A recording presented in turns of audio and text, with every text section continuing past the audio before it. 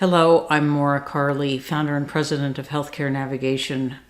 I wasn't planning on making a video today, but I got something in the mail right after I taped our overpayment video that leads me to want to follow up on that.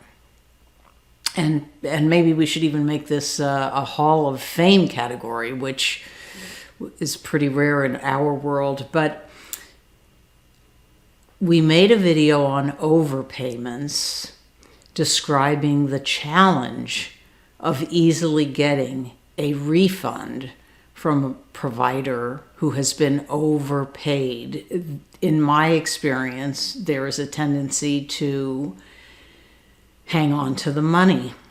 And in the case I mentioned in the video, I had seen my ophthalmologist on January 6th, knew they were asking me for money I didn't owe, didn't want to get into a fight with the woman at the desk, just gave her my credit card. And then when the claim was processed and the claim showed that I was correct, I just owed a co-payment. The billing person in the office said they'd give me a refund, but they never did. And I had to dispute that on my credit card, which was a convenient way to be able to dispute that.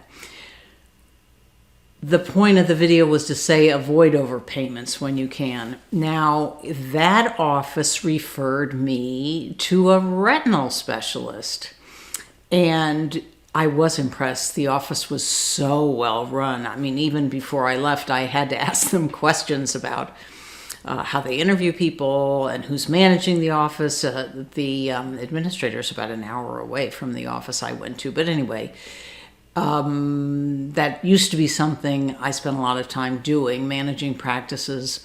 So I'm always curious about it. But I got home that night and I had a $6 check as a refund from that practice.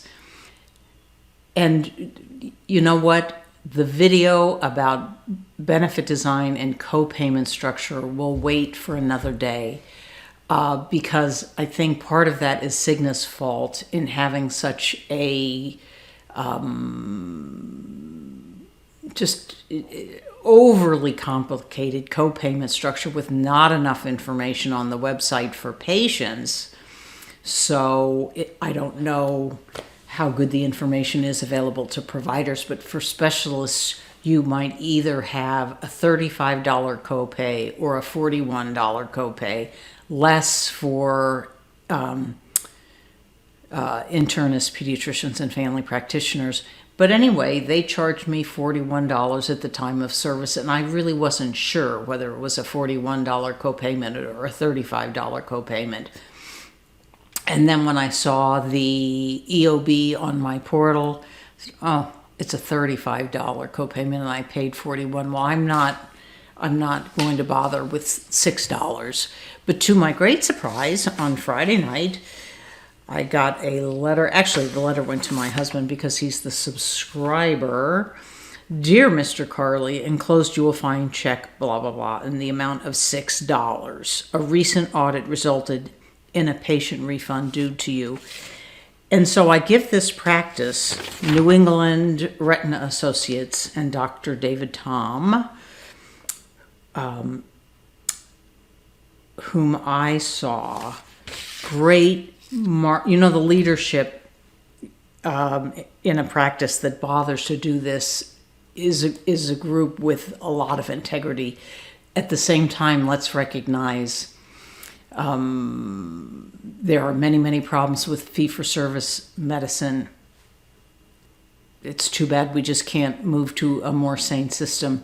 But I think we can all agree, and that's the point here, to know enough about your insurance so that you know when it's working or it's not working. But what a waste for somebody to have to reconcile something and send out a check for $6. I never would have asked for it.